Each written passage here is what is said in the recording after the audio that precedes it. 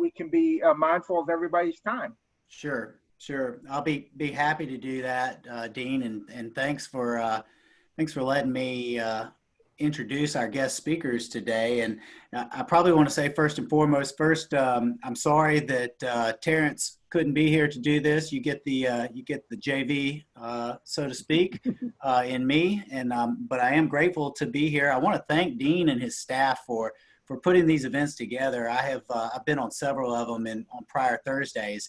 And just kudos to you, Dean, for keeping everybody, you're true to form. You're the convener. 10 at the top is the convener. And I look at the number of people that are on this right now, and knowing this has been several weeks, that really speaks to the value of it. So thank you, Dean. Thank you to everyone on staff that has pulled this together. And thank you to you guys as supporters and investors for being a part of this. It's fantastic. And so I've not mastered the technology where I can just bounce from screen to screen and check the agenda and then cross-check it with what I'm going to say. So I'm just going to go off of looking at the agenda earlier.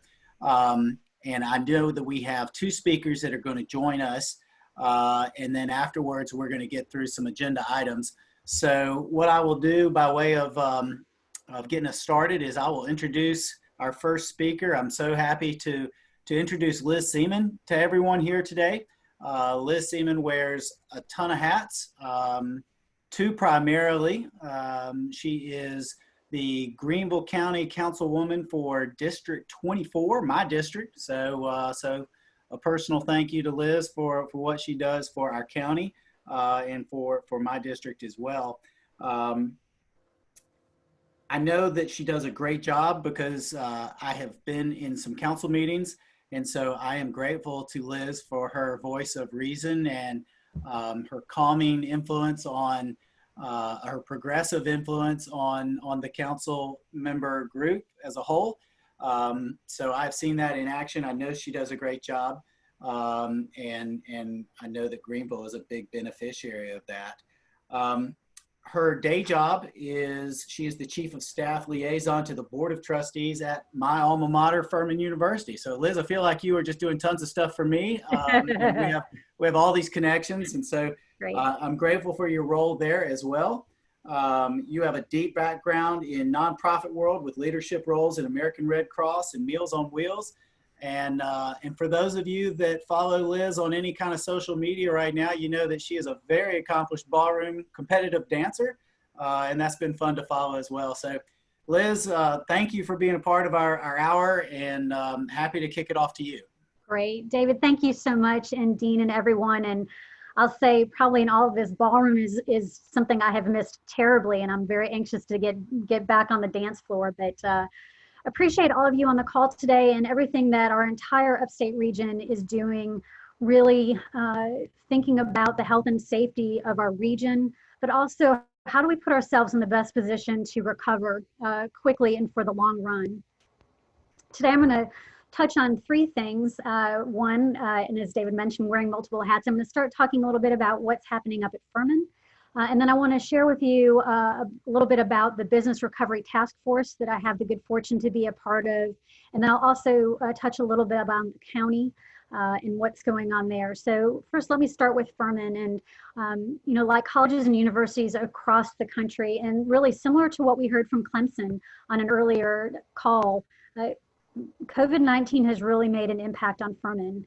I want you to know our emergency management team has been meeting weekly since January, and really early on meeting daily. And for the first, probably the immediate thing that we were dealing with was the health and safety of our faculty and students who are studying abroad. And so really the first order of business was to make sure we could get everybody back in the States safely. And then in March, while our students were on spring break, we were deliberating over whether or not we were able to bring students back, whether we would be able to finish the semester on campus, and ultimately decided that the best thing to do, again, for the health and safety of our students and our faculty and staff, was to not bring students back to campus. And so we quickly pivoted to online learning. And I cannot say enough about our faculty and staff and their ability to really very quickly change, not necessarily change their curriculum, but change their methods and for a lot of them, getting up to speed on how to use the technology and how to really, deliver the Furman Advantage remotely. And, we know it wasn't easy, and it's certainly, not the end of the year that anybody would want to anticipate. And, as a parent of a son who just finished his senior year at Furman from his bedroom at our house, it wasn't easy, but I couldn't be more proud of the way our faculty and staff really have touched our students. And, and it's not just from the academic perspective. I want to share with you our Malone Center for Career Engagement literally reached out to every organization who was going to host a Furman intern this summer and figured out if there would be a way to do that remotely, whether it was a traditional internship or some sort of research, but really working to make sure that we could do those connections where possible. We've also done a lot of special things for our seniors, whether it be for those of them who are still in the interview phase, how to have a good interview over Zoom, or sending them special things from campus. They missed some fun activities like last day of class and certainly graduation. We did hold a virtual graduation on May 9th and look forward to celebrating our seniors on campus later this fall when we can all be back together. This summer, we are still keeping online learning, so both of our summer sessions will be online. Our OLLI classes, which are Lifelong Learning Institute classes, they're actually doing some online classes for the seniors who are involved with them. And, we hope that we can get them back on campus at some point, but it's been great to see them be able to transition to online platforms as well. We have unfortunately canceled our camps and conferences this summer. And we hope to do a soft opening late summer. And it'll probably start with our faculty and research and getting them back in the labs. But really, we are laser focused on opening in the fall and making the campus as safe as it can be.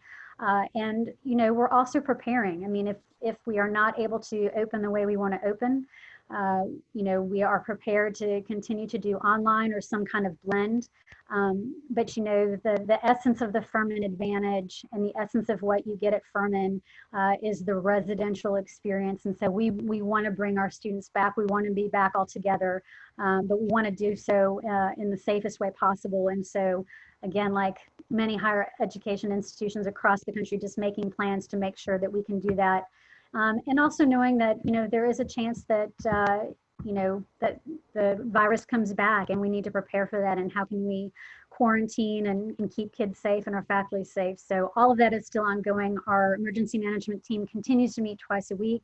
We have operations teams meeting weekly as well as we get ready, like I said, to be laser focused on opening in the fall.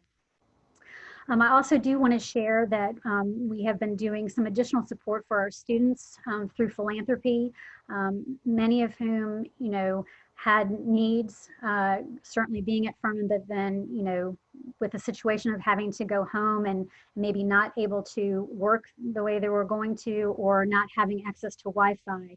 Also some students who did not have a home to go back to. So we have been able to give out over $100,000 in emergency aid to our students, and that's through Furman's own philanthropy. And we are still working through the CARES Fund and thinking through making sure that we have the ability to draw down those funds to help our students and to help the university as we continue to recover. And again, just, please know, Furman is Greenville's university, and we are a vital part of this upstate, and we want to make sure that we are doing everything we can, not only for our own Furman family, but for the broader community as well, and look forward to the time when we can sort of get back into what will be our new normal in terms of delivering services and being a part of the community. Speaking of sort of reopening, I want to talk a little bit about the Business Recovery Task Force, which is a collaboration between the City of Greenville, Greenville County, the Chamber of Commerce, and also GADC. And it has representatives on it across all business sectors. And its purpose is really fourfold. First is to identify the needs of our business community as it relates to recovery, to share best practices on recovery, and then really to define each partner's role and how they can be helpful, and then identifying programs to help address the various needs that we see. You may have already seen that we recently launched the Greater Greenville Pledge, which is a marketing campaign aimed to help restore consumer confidence and to help reopen our business community. And so if you are a business and you're interested in taking the pledge, really what you're saying is that you're taking steps to reopen based on guidelines from the CDC and DHEC to promote social distancing, to limit capacity in your place of business, to monitor the health of your employees, to clean frequently, and to encourage face coverings and hand sanitizing. The campaign, in addition to the video, which you may have seen, there's a website, which is just greatergreenvillepledge.com, that has some reopening and recovery information. And encourage everybody to check that out and be a part of it, and look for more things to come out of the task force in the future. But really have been very proud of that group, and it really is a really nice cross section. And again, as I said, sort of in the opening, this idea of how do we position ourselves as an upstate region to recover quickly and strong for the long haul. So finally, I want to talk a little bit about the county and the CARES Act. Some of you may have seen or read that the Greenville County was the only county in the state to qualify for some funding through the CARES Act based on a formula based on population. County has received $91 million, which must be spent by December 31st, spent on expenses related to COVID-19, and it cannot be used to replace lost revenue. So currently, county staff are working on a plan which would provide the most beneficial relief to our community, and will most certainly include support for small businesses, housing and rent assistance, as well as some public health needs. Please stay tuned for some more details on that. Council has not voted on any sort of plan or recommendation yet. We'll be doing so in the very near future, and making sure that those funds get deployed quickly and in the best means possible to make the biggest impact alongside of the other monies that have been coming into our region. So Dean, with that, that's kind of a quick sort of brief overview, but happy to answer any questions that anybody might have. And just again, thanks so much for the opportunity to be with you. David, I might recommend if anyone has any questions to put it in the chat, and Liz is going to be on for another 10 or 15 minutes before she has to scoot to another meeting. So if you have any correspondence or questions for her, you can put them maybe in the chat while we go on to John for our next presentation, if that's okay. Yeah, sounds great. That works great for me. So thank you, Liz. We appreciate you coming on and sharing those remarks. And again, thank you for all that you do in normal times, particularly now when we've got these challenges in front of us. Everyone appreciates your leadership here in Greenville and beyond. So thanks to you. And again, thanks for being on with us. Thanks, David. Our next guest speaker is John Lummis of the Upstate Alliance. He's the president and the CEO. And John, I don't know, I couldn't find it when I was doing a little bit of research looking at profiles for you, and I can't figure out how long you've been there. I think it's about 7 or 8 years in your current role. 6 years. 6 years. Okay. Well, if there's an organization whose beliefs and goals align more with 10 at the top, I don't know who it would be. Same 10 counties, and the economic development that John has created and overseen here in our 10 county market for the last 6 years has just been incredible. And you look at his team that he has assembled over at the Upstate Alliance, and every one of them is fantastic. I was on a webinar just yesterday hosted by the Upstate Alliance with the SCRA. It may have been 2 days ago because I'm not keeping track of days, John, but you guys have done a great job keeping everybody connected. Obviously, you've done a great job with the economic development role that is the primary focus. And, I'd love to turn it over right now and give you a chance to go ahead and announce first that you've convinced Elon Musk and all of Tesla to come to South Carolina. Wow, that would be great. I saw where our congressman has been active in doing that, and I think that's a really, really great thing to advocate for South Carolina, and he made some really good points there. So, God, we'd love to have Elon Musk here. He'd make things exciting in the upstate. So, no, that's great. Thank you, David. Thanks to Dean and 10 at the top for allowing me to have a few minutes to share some of the things going on. And I agree with what David says. I feel like, 10 at the top in the Upstate Alliance are very focused on, you know, the importance of regionalism, both internally and looking externally. And thanks to Dean for his partnership, and really appreciate it. And y'all have a great group on this call today as well. Just want to talk, I'll first of all talk a little bit organizationally. I mean, we're doing like most everyone has been doing, been working from home since about March the 15th. I had never used Zoom before in my life until about March the 15th, and now I think I use it twice a day, as well as Microsoft Teams and Uber Conference and a lot of other things. So I think if nothing else, through all this, it's helped people become more technologically savvy. And we are, you know, we don't have a set date at this point for coming back full time. We have looked at some plans on how we re-enter and things of that nature, which I think is very important to look at that. And Liz was talking about the pledge, and then some other organizations have done a really good job in laying some things out. So we're looking at that. We've been, you know, having our executive committee, and Emily Roberts is on the call today. She's our chairwoman. So thank you, Emily, for what you've been doing and your leadership during this time. And we've been having Zoom calls with our executive committee and continue to be real active with them. Although Emily appears to be at the beach right now, looking at her screen there. Waving away for Duke Energy in the Upstate. So, I mean, our board has stayed very focused. We're going to have our first ever Zoom board meeting next week. So that should be interesting and good feedback from folks. So in regard to what has the Upstate Alliance been doing since, you know, March 15th, we've really been looking at a recruiting strategy coming out of the pandemic. We've had a target industry study and target industries that we've been looking at and using over the last 10 years. Those have changed somewhat, and now we're looking at how can they change even more. Our business recruitment team has come up with a plan and has shared that with our local developers. I'll be sharing that with our board and executive committee next week on kind of some of the steps that we see moving forward.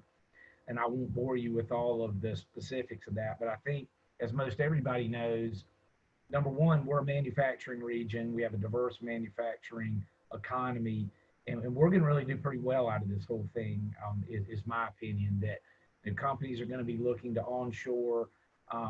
People are going to be looking to manufacture things probably in the U.S. that they haven't been. They may have to do that under regulatory restrictions from our government, and I think that we're going to be able to really take good advantage of this. I think our workforce is excellent, and our training is excellent, and we're going to be able to continue to utilize that. We've been in talks we had a call today with SC Works talking about some strategy for getting folks, you know, re-entered into the workforce, particularly in the manufacturing area. We've been having conversations with the SC Technical College System. The president of the SC Tech System, Dr. Tim Hardy, is going to be our speaker on one of our investor Zoom calls, May the 27th, talking about how they see that we can come out of here and really take advantage of this in South Carolina. I think the fact that South Carolina has continued to work in manufacturing and essential manufacturing, and really all manufacturing since this has occurred, is going to help us moving out of this, showing that we're really a business friendly state. And I think that's a good thing. I think, you know, obviously personal protection equipment is going to be an area that we're going to see activity. And with us being a textile region, a lot of that is textiles. We've already had companies that have been switching to that. Milliken, you've probably seen Standard Textile in Union, and has been making gowns, and really a lot of other companies that have been really stepping up to meet the needs. And I think that's, again, going to make us a good area as some of these companies start looking. Believe it or not, prospect activity has remained fairly steady for what you would think during this time. We've actually had a couple of new projects in the PPE area that are actively looking and on a fast track. And I think moving forward, we're going to really look to recruit more pharmaceutical companies. I think we're going to see more of the onshoring of that, again, possibly from regulatory. A lot of the other life science, medical device type companies are going to be actively looking here. And about a year ago, we shifted one of our targets into food manufacturing. And I think that's going to be another one that's you're going to see being very active in the region, because again, the supply chains on food, the safety in regard to food, and wanting it manufactured close to home, I think we're going to see that. So that's something that we're going to be focusing on. But we're really looking at what kind of strategy we can have coming out of this. Obviously, a lot of what we do is traveling and meeting with people, and we've been not able to do that. We've already had 5 different missions that have been canceled, and we got 4 more. The 5 would have already occurred, and we got 4 more on the books that we've had to cancel. So we do about 30 of those a year. So we're ready to be able to fly and travel again, but right now we can't do that. So we're doing a lot of Zoom calls with prospects, phone calls, emails. We've been doing some mailers to some of our site consultants. So we're staying active in that way. You know, we've worked over the last couple of years and worked closely with TATT the Top on our Move Up initiative. That's something that we're going to probably shift a little bit for right now in regard to the talent attraction, and probably put some things on that really good website that can help some of our internal folks connect with some of these companies on jobs. And we're working on a plan for that right now. And also, I do think, though, in regard to talent attraction, people that have been in New York City, in Detroit, in Philadelphia, places like that, and have been holed up in their house, their condo, their 46-story apartment for 2 or 3 months, they're going to really, in my opinion, both individuals are going to be looking to make a move to somewhere where that's not been the case as much, and also their businesses. And we really think, both from a recruiting and a talent attraction perspective, that we're going to be able to really get some folks to look here more seriously after the pandemic crisis subsides. We've been doing a lot of work from home, as I said. One of the main things that we've done is we've been updating our marketing information, particularly our upstate overview piece, and we've finished that, and that's that's our most important piece, and that's been redone, and we're getting that printed now, and so that's been a good thing. I think probably one of the best things that's gone on over the course of the last several months has been the connections made with our local economic developers. We have a local economic developers committee, and I think I saw Patty Bach, I see her name on. She's involved in that. We're meeting once every 2 months in person at the Upstate Alliance office, and we get the local developers together, and that's the 10 counties and 6 city economic development directors together to talk about issues, ways that we can work better together, collaborate, best practices, things of that nature, and then regional initiatives that the Upstate Alliance can help with. Since like March 15th, we started meeting on a weekly basis on Zoom calls. And I've really, number one, we've seen great participation on those calls, a lot of sharing of best practices, a lot of sharing of what's going on with their specific manufacturers, how they're trying to help. And I've seen that group really come together even closer and helping each other, which is what we're supposed to be doing cooperatively in a region, and what we have been doing in the past anyway. But, a lot of times the local economic developers are focused on their project and what's going on in their county. Really seeing that group come together and work as a team, and that's been a great thing. So we've been having weekly calls. We're now going to go to bi-weekly calls. And I think that's been a really strong thing that has occurred during this period. Lastly, I'll say that we've been working to keep our private sector investors involved as well through weekly Zoom calls on with different speakers, and we've had the Department of Commerce, we've had an economist, and several others. So I think that's been a good way to keep people involved. But I'm just looking forward to when we can actually start meeting again in person. I don't know when that is, but I'm looking forward to that. I'm not gonna say that I'm sick of Zoom, but I'm getting close. Anyway, no, this is great, and I appreciate seeing everybody's faces on here. I'll be glad to take any questions as well, or if you want to put one up on the chat board, glad to take it that way. And again, appreciate the partnership with At the Top and all of you that are out there on the call that are involved with our group as well. So thank you. Yeah.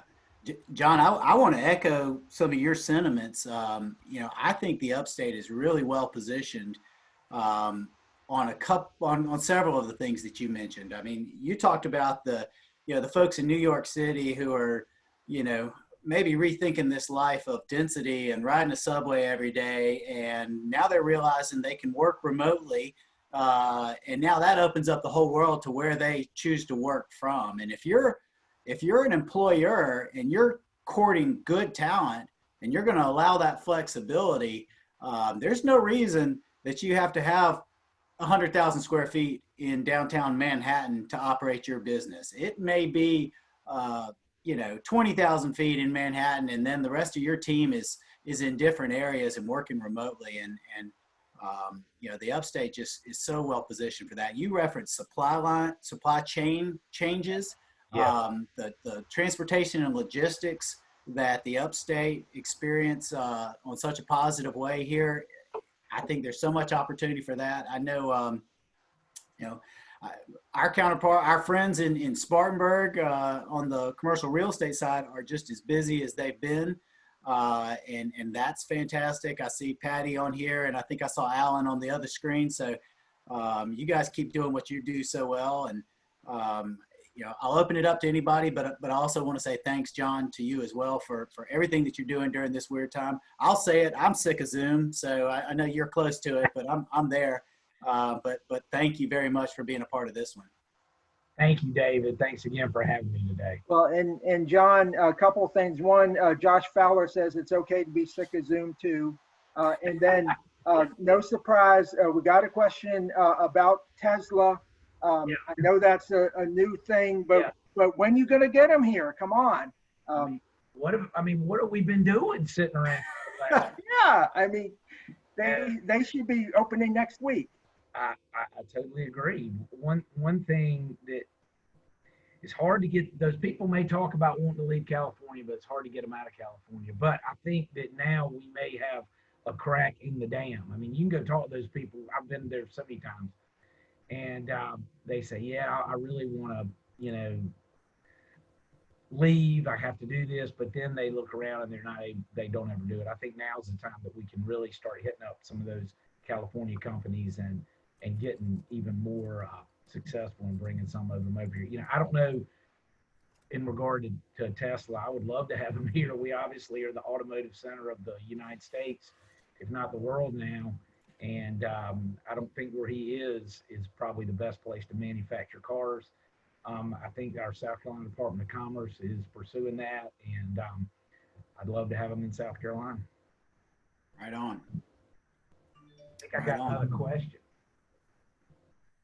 Well, Alan Smith, who is going to be our guest next week. Alan, you're not supposed to, share everything early. Is kind of sharing about, what is happening in Spartanburg, and you're exactly right. And John, you told me when I came over to your office a few weeks ago how busy it was in terms of prospects and things. And I guess, of course there is concern with what's going on right now from a virus standpoint, but I think it does speak very well for the Upstate and a lot of the supply chain components that, as you said, we're very well positioned for, and that you guys, already have such a great track record, and we do as a region. I think, are there some specific, are you targeting areas or types of products or organizations? How exactly are you prioritizing what to focus on? Well, I mean, right now we have been, again, we've been focusing on food manufacturing. We sent out a big mailer to a bunch of food companies that we had targeted. Life sciences and medical device, we are targeting. We're going to have a program by webinar for some of those companies and consultants. Those are two areas right now that we're really focusing on, but I mean, we're still focusing on everything, all of our 5 targets, but specifically, I think what we're going to see is in that life sciences area and in the food area, and life sciences including medical device, PPE, and all those kind of things. And we're actually having people that are coming to us right now with requests. So I mean, I've had meetings with a developer yesterday and a different developer today from out of the region that are interested in our area and wanting to invest money here. So it's a good thing. And they contacted me. I didn't contact them. So it's a good thing. So people are looking at our region pretty hard right now for a lot of reasons. And I think another thing that I've read a lot about is that middle market regions, not that we're a small region, but we are in comparison to New York and Chicago and places like that, are going to be the ones that are really going to take off after this, because even cities the size of a Nashville or a Charlotte have seen big hits with this, and I think that we're going to really be able to shine over the next couple of years. Yeah, I agree. Well, thank you, John, for spending a moment with us and letting us know what you're up to and how you guys are faring with all the challenges. And I will rethank Liz as well. I know you guys have a ton going on. Thanks for being a part of this. Thanks to both of you for your support of 10 at the Top, and we'll welcome you back anytime to speak or listen, and just grateful for what you guys do for us. So getting back on track with the agenda, Dean, I'll hand it back to you. I know you have some 10 at the Top updates. So to you and Sharon and Erin. Great, thank you, David. And a couple things real quick. First off, I'm disappointed, Emily, that you took away your wonderful beach. There you go, back to the beach. We love that. And Josh Fowler, you're kind of false advertising there with that no beard picture. I think you are doing a great job there with the beard. So congratulations on that, and glad to have you with us as well, and everybody else. I'm hearing folks say they're not tired of Zoom, although some of us maybe are. So it certainly is something that we appreciate, having the technology. 100 years ago when they had a pandemic, they weren't doing Zoom calls. So we are much more fortunate now. A couple quick updates about for 10 at the Top. Much like the Alliance, we went to working from home in mid-March as well. And most of you know, we used to be tenants of the Upstate Alliance, and we moved about a year and a half ago to our own space. And, we have, I've been on a lot of calls with nonprofits, and some have totally shut down, and some have kind of, moved to remotely. And I feel like, much as John with his team, we didn't stop working. In fact, I think we're as busy as ever. It's just looks different today than it did a month or 3 months ago. And calls like this are a testament to that. We have continued our role as a convener in multiple ways, and Erin will talk about the economic component in a minute. A couple real quick updates about some of our initiatives. One, I'm really excited about. Some of you know we've been partnering with the public education partners to bring together educators from across the region for over 2 years, and most specifically focusing the last year and a half on the K-12 teacher shortage. And while right now, teaching looks different, we do know that continuing to attract teachers to the Upstate is always going to be an important issue, and we're excited that initiative is moving at a very good pace. During this time, we're able to work on some things with the campaign for what we're calling Teach at the Top, and then also a teacher pathways web portal that we hope to be able to launch within the next 6 months, and that has moved quicker because of having some time here in the pandemic. So I'm very excited about that. Also, Justine Allen, who is new to our team, is working on that initiative, and also she has been doing some web Zoom interviews with some of our leaders around the senior issues. That, of course, is another issue that's very important, and seniors have been impacted significantly through the COVID-19 situation. So I encourage you, Sharon, if you could put the link to the Zoom interviews that Justine has done. I encourage you, if you're interested. She's talked to 4 or 5 different leaders from across the upstate and has a number more that she's going to be doing there. And then lastly, before I get to the listening tours, Michael Hildebrand, who is also with us, who is the director of the Upstate Mobility Alliance, has also been doing a lot of things in the interim. He's been talking with a number of communities about how to engage around their specific mobility issues and challenges, and especially related to funding. And then he also has been hosting some Zoom interviews. He also has a really neat event coming up on the 27th. I hope I got the right date, 27th or 28th of May, where they're going to do a movie screening and then have a panel discussion around it. And Sharon, if you'll put that information up as well, we encourage everybody to be part of that, and we'll share that again next week. I've mentioned this before, but we are now to the point where we are moving forward with the county listening tours for each county. We felt like as we move from dealing with the virus shutdowns to what is next, and then next beyond that, we wanted to get a better understanding of what the challenges and opportunities are in each county in the upstate. And so what we're doing with that is we're holding what we're calling a virtual listening tour, where we're going to first our 7 non-urban counties to ask leaders there, what are you focusing on? What have been some of your challenges? What kind of partnerships are you looking for, or do you need? Where can we and others help you with connections? And so we've got those coming up. The first one will be next Tuesday in Cherokee County.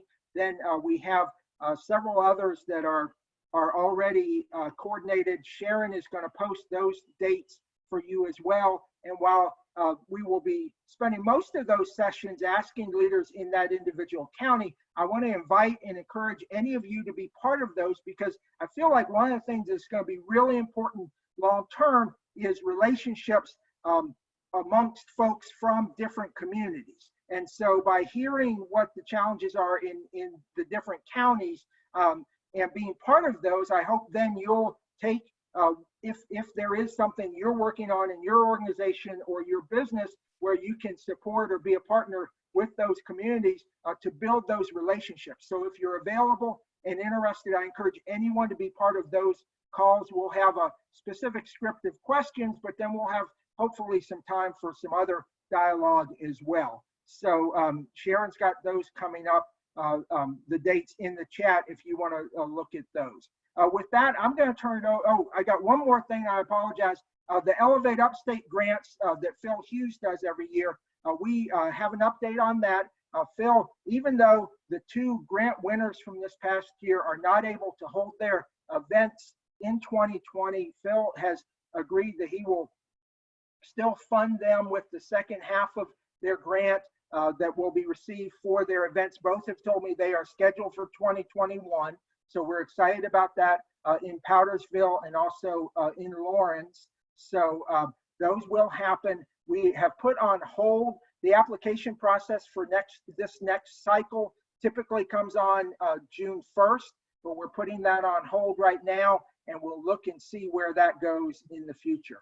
Also, within the next week or 2, I will probably have an update on the regional summit, which is currently scheduled for September 23rd. And then we have moved, we mentioned it last week, the Peak Young Professionals event until September 14th. So with that, Erin, I'll turn it over to you for a quick update. Dean, thank you. I don't know that I can follow that and all the things that you've got going on. But it's good to see everybody here, and I see a couple of new faces again this week.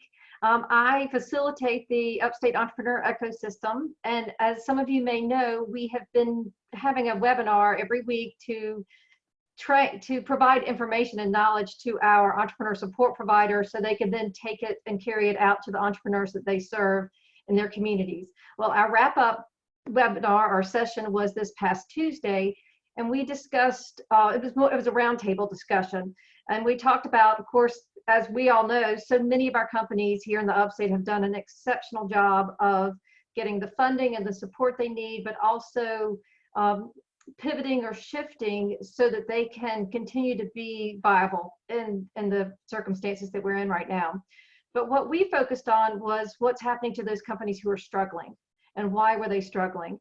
And the overwhelming discussion was about that the company business owners were not very well prepared in terms of tracking their businesses. And that mainly had to do with the financial statements. And it also, the other issue was that they weren't very good at pivoting or being innovative or seeing other opportunities. And some of this went back to, well, I don't know where to save money. I don't know where to make more money. So we tossed around a couple of ideas of how we could region-wide support that knowledge within our businesses. And we don't have any big solutions yet, but what we are working on right now is the storytelling committee, or the storytelling work group, is going to contact their media friends about potentially doing some stories on how some companies were prepared and they received funds and they pivoted. We see lots of those, but also some stories on some companies that maybe did not, and then how to start looking at keeping up your financial statements. Also, I would like to ask those of you in the rural communities or pretty much anywhere to maybe pull together some of your accountants and your CPA firms and see if they're willing to do little 15-minute snippets of just how to do QuickBooks, why it's important to look at your financials, your profit and loss statement each month. We found that some places, some communities who do grants already require the businesses who request a grant to take classes and prove that they keep their financials up, that they understand what drives their business or whatever the levers are. So that was also very interesting. So anything that we can do just right now to help our businesses and our business owners understand the importance, just dropping it in the conversation is a great thing to do because it's a behavioral change and it takes a very long time. But this is one of many issues that we'll start working on, and we'll do a little more formal research as the summer progresses. But that was a very good conversation, and some things have already started to come out of it. But thanks, y'all. Wonderful. Thank you, Erin. And with that, we have a couple county updates. First, I'm going to turn it over, I believe he's on the phone, to Ken Moon with Cherokee County. Ken, I think I've got you unmuted. Can you hear me, Dean? Yes. Okay. All right, I appreciate that. First of all, I just want to let John know that I have already contacted Elon Musk. I'm just waiting for a reply. But seriously, we sent Ken, that doesn't surprise me a bit. Ken, that does not surprise me. Well, you know I'm going to. But Cherokee County's actually been faring fairly well through the pandemic. Sharon asked me to give a good thing and a challenge that's happened. First, I want to talk about the challenge.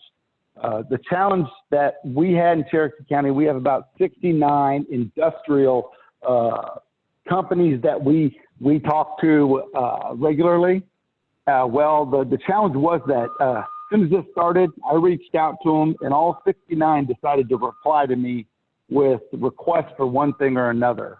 I then started getting phone calls, and I was quickly inundated with information because it is Jim and I, and that's it. So I had to come up with a spreadsheet to track everybody and everything that was going on so I could get the information back to them. The DOC, George Acker, they were a godsend to me because they were able to get me information very quickly so I could get it out to the companies. So the good things that have happened and we've noticed are our companies in Cherokee County are very resilient. Most of them have transformed over to doing some sort of PPE, whether it be filters or face masks or cloths for face masks and stuff like that. They've done just wonderful. In the beginning, there were a few layoffs, but slowly they've brought back all their team members. Like Freightliner had to shut down for 2 weeks because they had an issue getting parts, which wasn't their own fault. That's the only reason they closed down. We have a company that does blue star fields for American flags. They've actually had to lay off. Hopefully they'll be coming back soon. And then we had companies that laid off and then wanted to apply for the PPP, and they brought back all their people, and they're doing fairly well. The issue that they're having now is that they kept pumping out all the things that they needed for their customers. Well, their customers are having a hard time paying for the items now. So it's kind of a trickle down effect. One last good thing is we actually had Dollar Tree was looking for people. They had just hired 100 people when the pandemic hit, and they called me up and they told me to send anyone who got laid off their way. So they were looking for 100 more associates. So we're doing fairly well in Cherokee County. Great. And again, we have our listening tour event in Cherokee next Tuesday afternoon. So anyone who's available, we encourage you to be part of that. But Ken, thank you. And Jim Cook, his boss, is on the call too. And Jim, it sounds like Ken is jonesing for a vacation here soon. You've been working him too hard. But Ken, thank you.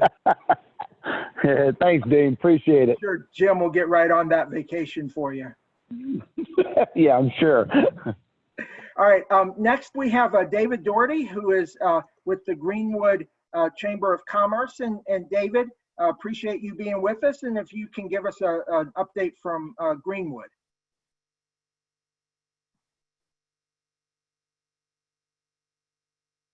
Oh, I see David's picture, but all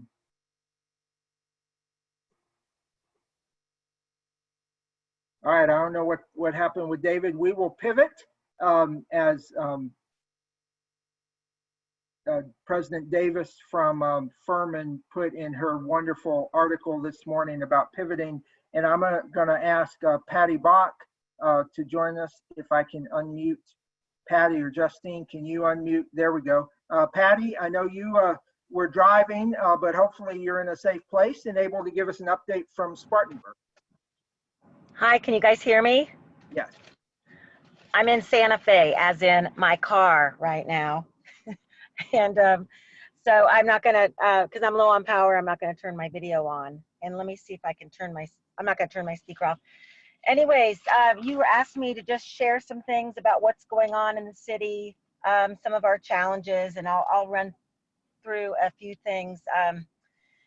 Kind of moving along, working, everyone's staying very busy, but moving along a little more slowly on all fronts, just, daily navigating the COVID and what it might reveal about our strengths and our weaknesses internally and externally. And I'm sure all of us are really learning from that, what our weaknesses and strengths are through all of this. And thankfully, we've built some really strong relationships with our community partners prior to this happening. And so some significant progress was made. And that's a good thing because we're still moving forward with some huge projects, but being very patient and disciplined, accommodating our residents and businesses, and just evaluating the plan of what business is going to be like when we open back up. What will things be like? Who needs help? How do we educate and lift up those businesses? As Erin was saying, maybe some business practices that really weren't being followed, and how to get them back on track and operating properly. And then, you know, are there going to be any setbacks after we do open back up, or is it going to be life goes on and we might be doing some things differently, but hopefully we won't have some big setbacks. I'd say the city's biggest challenge really is revenue, and our team is going through that budget planning right now. There's definitely a big shortfall that's going to be occurring from some of our revenue, and so making some of those adjustments.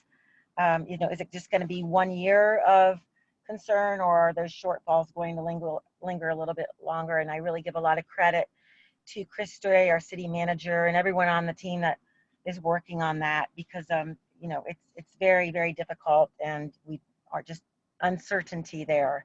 But on a good note, construction's really up. A lot of projects still going on, as Alan had said, through the chamber, and I know he'll be talking about this more next week. RFPs are up, and in the city, there's still a lot of business interests, some good multifamily interest, and some smaller business operations having an interest in all parts of the city. And developers looking as well. And then the city's got their Amplify program, which is an African American entrepreneurial program. And we started our third cohort with that. And there's 14 all women based businesses going through this. We're conducting it during via Zoom twice a week. And this is our third week, and it's going really, really well. So hopefully we can move on. And even from the previous 2 cohorts of that, we've had 25 businesses open, and we're really just trying to change the disparity of businesses in our community that are line it up a little bit more with our demographic. And we've got a 20% African American business ownership right now, and we're really trying to have some equity in all of that. I could go on and on, but I'm going to hand it back over.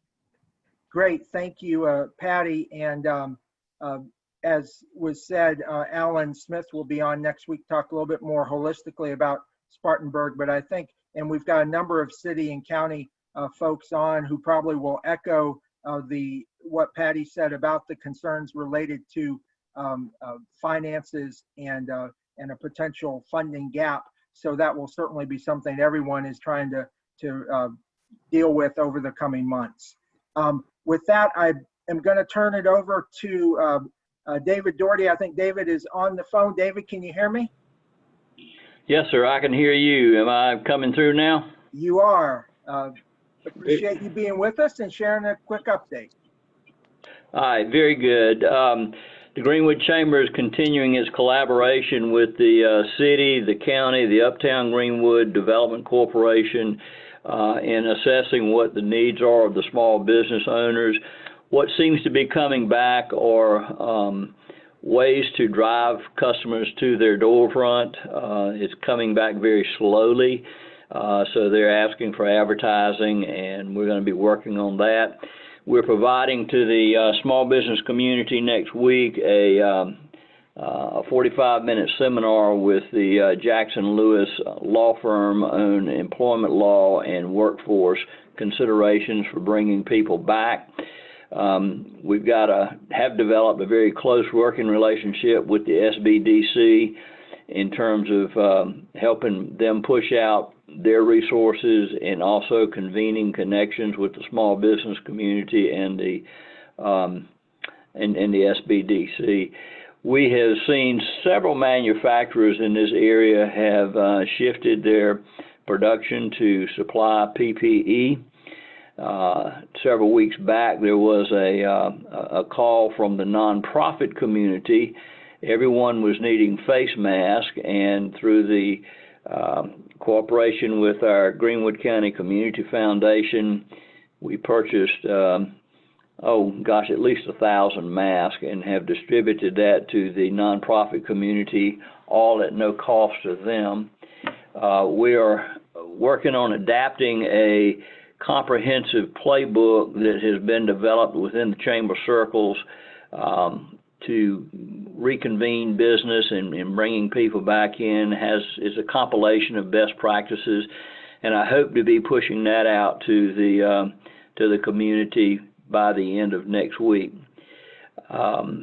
We're still operating, and we too have experienced a loss of revenue from cancellations of programming that we've had. One really big one for us was the South Carolina Festival of Flowers.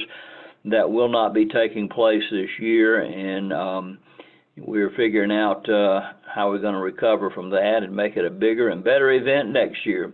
And that'll wrap it up for Greenwood, Dean. Great, thank you, David. And I'm going to turn it over quickly to Sharon to give a quick update from each of the other counties. You got to unmute, Sharon. Sorry. In the interest of time, I'm gonna just go quickly and just share one thing, but everything that was shared with me will be in the recap, so you can see more.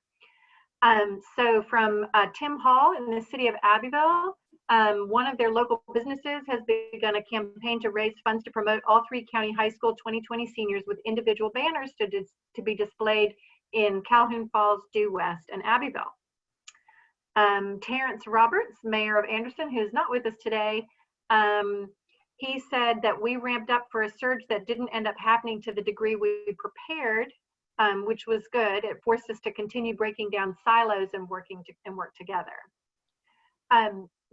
Whitney Hanna from Greenville County Schools, their big thing that they're excited about, they got permission from the USDA to distribute breakfast and lunch 7 days a week to anybody under age 18 in Greenville County. And they are about to distribute their millionth meal since the shutdown. In Lawrence, Jonathan Irick from Main Street Lawrence says that he is really encouraged that the community has rallied around Main Street and small businesses, and they have not permanently lost any businesses. So that's good news. Joanne Johnson from the Oconee Chamber of Commerce says she has really been encouraged by the level of teamwork and flexibility that she's seen in our community. People are truly rising to the challenge and putting others ahead of themselves. Jeremy Price from the Pickens County United Way says he's encouraged by the generosity of the people of Pickens County. They have raised $121,000 for the United Way COVID-19 fund. Also over $25,000 just for the tornado relief fund. And those are all being distributed to local agencies in Pickens County. Union, Rita Drinkwine from the Union County Library System says that education is one of their biggest challenges. Right now, the lack of internet access and reduction in services is a challenge. 38% of their community doesn't have internet, and 1 in 4 don't have a computer. So that's a big challenge. And like I said, you can see more of that on the recap when we're done here. Great, thank you. And David, before I turn it back over to you, just one more plug for next week. I'm really excited. Philip Lowry with Johnson Controls Inc. is going to be with us to talk about creating safer environments. And Johnson Controls has been involved nationally around that issue. And so we're real thrilled that he'll be with us. And then, as I've already said, probably a half dozen times, Alan Smith with Spartanburg Chamber will be with us as well. And then, of course, we'll have our county updates and everything else. But with that, I'll turn it over to you. And again, thanks to everybody for being with us. All right, good. Well, I'm really proud of all the positive regionalism I'm hearing and seeing. Big thanks again to Dean, to his team for pulling this together, for convening all of us together. Big thanks to you guys, not just for your time, but for your financial support as well. You know, it's 10 counties doing great things, and I'm proud to see you guys. If I can do anything for you or Dean and his team, don't hesitate to reach out. Hope everyone has a great start to the weekend tomorrow. Thanks for being on. Great. Bye, everybody.